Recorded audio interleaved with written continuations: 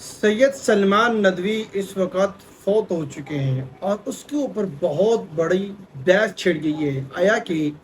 اس کے لیے دعائے مغفرت کرنی چاہیے کہ نہیں کرنی چاہیے، اور اس میں اہل سنت والجماعت کا کیا موقف ہے۔ جب زندہ رہے تب تو اکا دکا یعنی کہ لوگ باتیں کرتے رہے، جیسے ہی وہ فوت ہوئے تو سوشل میڈیا کے اوپر کوئی بھی آپ پلیٹ فارم دیکھیں گے اس کے اوپر مولانا سلمان ندوی کی بیعت چھڑی ہوئی ہے، یعنی کہ یہ پوچھا جا رہا ہے کہ آیا کہ اس کے لیے دعائے مغفرت کرنی چاہیے کہ نہیں کرنی چاہیے۔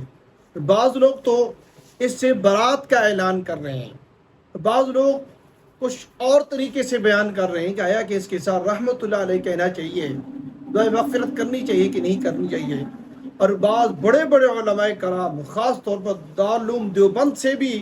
یہی پیغام آ رہا ہے کہ بھئی یہ اہل سنت والجماعت کا جو عقیدہ تھا، جو موقف تھا، اس سے یہ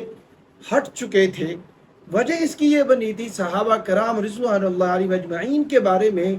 یہ نازیبا الفاظ استعمال کیا کرتے تھے، خاص طور پر حضرت ابو ہریرہ رضی اللہ تعالی عنہ اور اسی طرح اور حضرت امیر معاویہ رضی اللہ تعالی عنہ کی شان میں۔ تو لہٰذا یہ صحابہ کی گستاخی کر چکے، ان کو برا بھلا کہہ چکے، ان کے بارے میں عجیب عجیب طرح کے الفاظ اور بیانات دے چکے، تو لہٰذا اہل سنت والجماعت کے عقیدے سے یہ ہٹ چکے ہیں، موقف سے ہٹ چکے ہیں، تو ہمارا اس سے کوئی تعلق نہیں ہے، ہم اس سے برات کا اعلان کرتے ہیں۔ یہ ساری چیزیں آپ پڑھ چکے ہوں گے، میں بھی پڑھ چکا ہوں، لیکن اس دوران میں دو تین باتیں آپ لوگوں کو عرض کرنا چاہتا ہوں جو لوگوں کی میں نے پڑھی ہیں، جو مجھے اچھی لگی ہیں، وہ بھی میں آپ کے سامنے وہی الفاظ پڑھ کے سنا دیتا ہوں تاکہ آپ لوگوں کو یہ بات بھی سمجھ میں آ جائے، ٹھیک ہے نا۔ ایک شخص یہ لکھتے ہیں کہ بھئی دیکھیں، پہلی بات تو یہ ہے کہ بھئی کسی کے انتقال پر تعزیت، دعائے مغفرت کرنا اور اس کے اچھے کاموں کا ذکر کرنے کا مطلب اس کے برے اعمال کی توثیق نہیں ہوتا۔ اس کا مطلب یہ ہوا کہ بھئی اس کے لیے دعائے مغفرت کرنا ٹھیک ہے،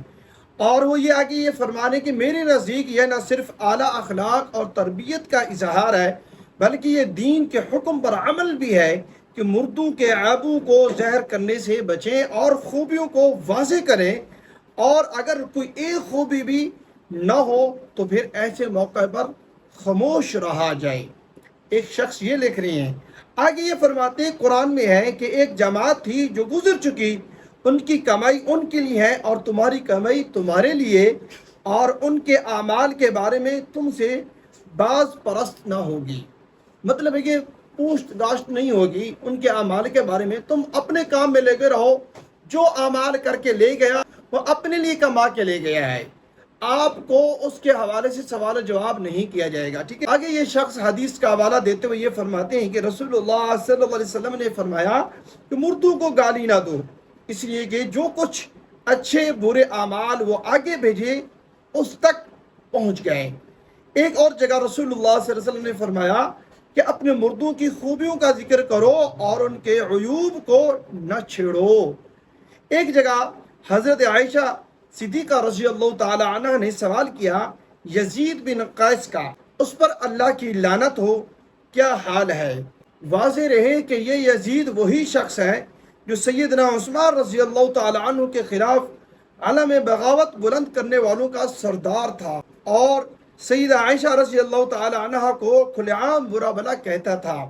اور لوگوں نے جواب دیا وہ تو مر گیا۔ یہ سن کر سیدہ عائشہ رضی اللہ تعالی عنہ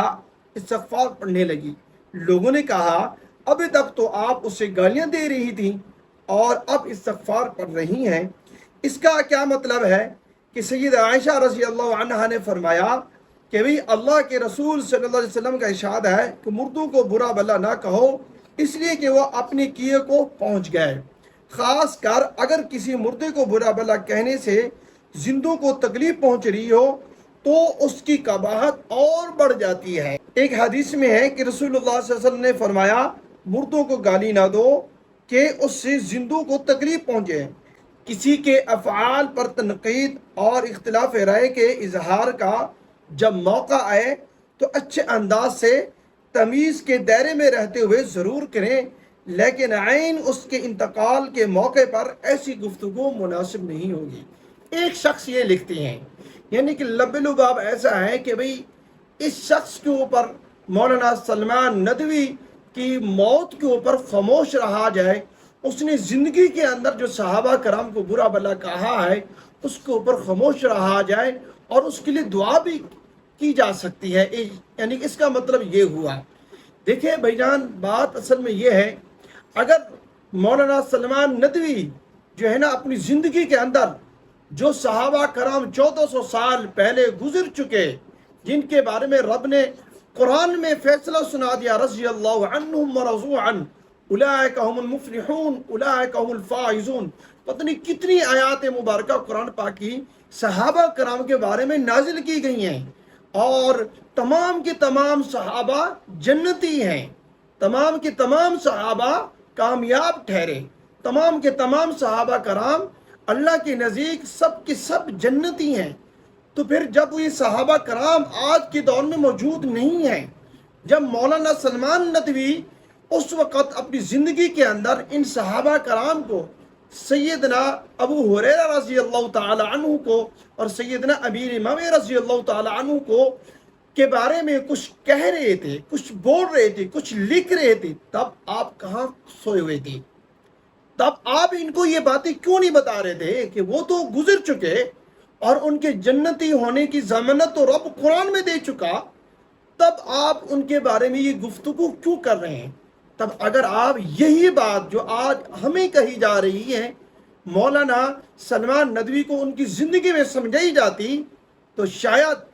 آج اس طرح کا ماحول پیدا نہ ہوتا،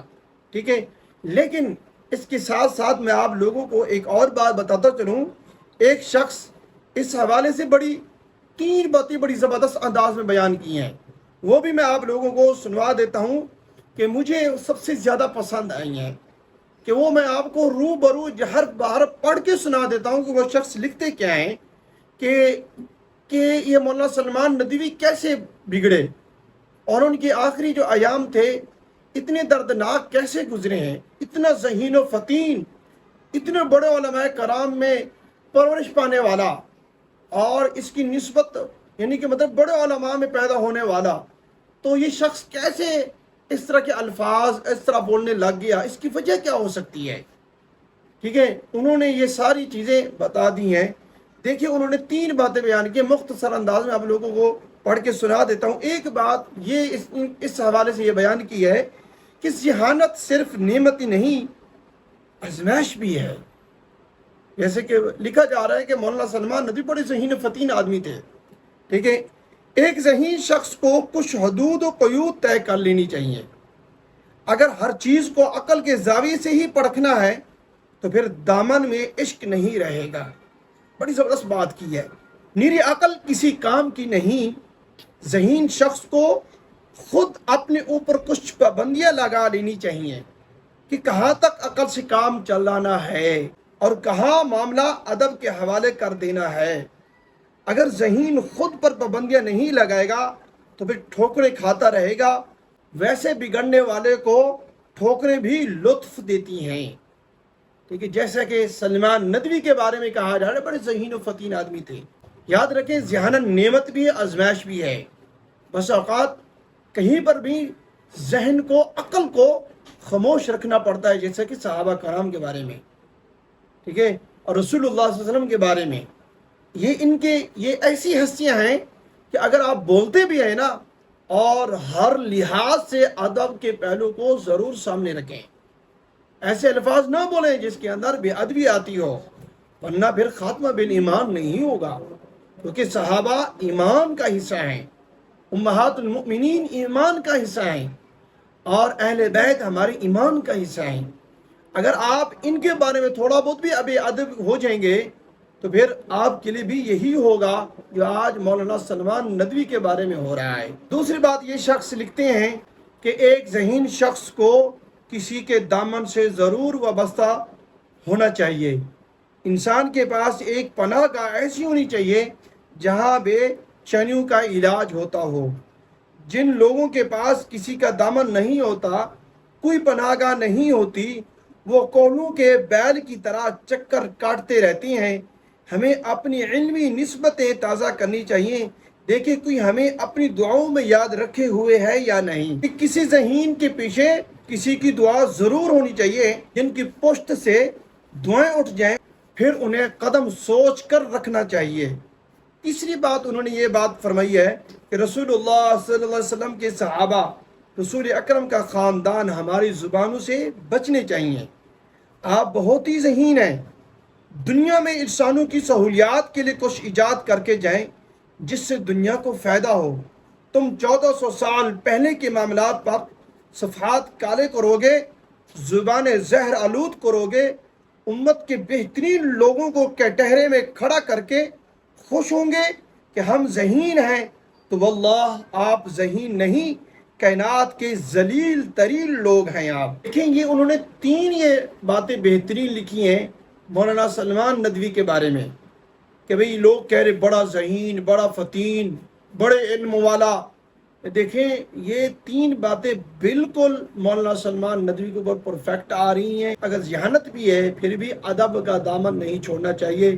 اور اسی طرح اگر ذہین بھی ہیں پھر بھی کسی نہ کسی کے ساتھ وابستگی ضرور ہونی چاہیے، کسی اللہ والا کے ساتھ، اور کسی پناہ گاہ ایسی ہونی چاہیے جہاں پر آپ کے لیے دعائیں کی جا رہی ہیں، ٹھیک ہے نا۔ اور اسی طرح صحابہ کے بارے میں، رسول اللہ صلی اللہ علیہ وسلم کے خاندان کے بارے میں لب کشائی نہیں کرنی چاہیے، اور نازیبا الفاظ نہیں استعمال کرنی چاہیے، ٹھیک ہے، ورنہ آپ کائنات کے ذلیل ترین لوگوں میں شمار ہوں گے۔ مجھے امید ہے آپ کو یہ میری بات سمجھ میں آ گئی ہوں گی۔ ویڈیو اچھی لگے اس کو لائک ضرور کریں، ہمارے چینل کو لازمی سبسکرائب کریں، اور ویڈیو یہ آگے زیادہ سے زیادہ شیئر کریں تاکہ اور بھی مسلمان بھی اس سے فائدہ اٹھا سکیں۔ شکریہ، جزاک اللہ خیرہ۔